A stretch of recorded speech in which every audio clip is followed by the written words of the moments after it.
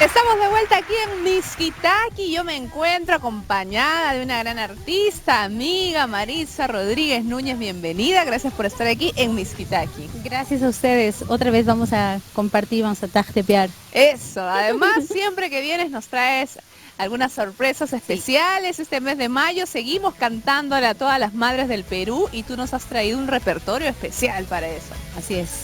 El primero es Montaña Mía, un tema que cantaba mi mamá. Ajá, mamadina. Es Coloratura. Y el segundo tema es una chuscada en cachina, que también le encantaba a mi madre, y es composición de mi madre. Muy bien. Donde me van a acompañar mis sobrinos, hijos de mi hermano Gabriel. Ajá. Sebastián, Ivana y Gabriela. Que son pequeñitos, 10, sí, 10, 7 y 5. 7 y 5 añitos, pero ya están ahí dándole como la familia Rodríguez, con la música siempre desde pequeños. Sí, así sembrando las semillas del arte y la cultura para que no se pierda.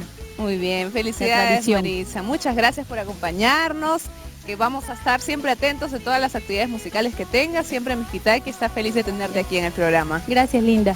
Muy bien, vamos a disfrutar entonces de esta canción especial, Montaña Mía, un pox incaico, con la voz de Maritza Rodríguez Núñez. Adelante.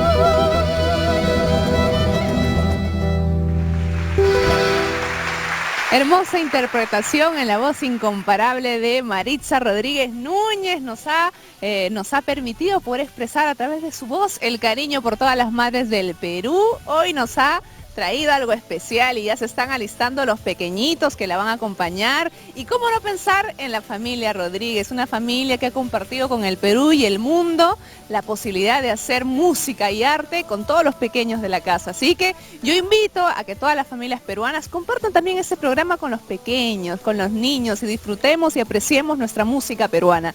Ya están listos en el escenario Maritza Rodríguez Núñez junto a estos pequeños hermosos. Nos van a traer una canción de la composición de Mamadina. Esta canción para todas las madres peruanas.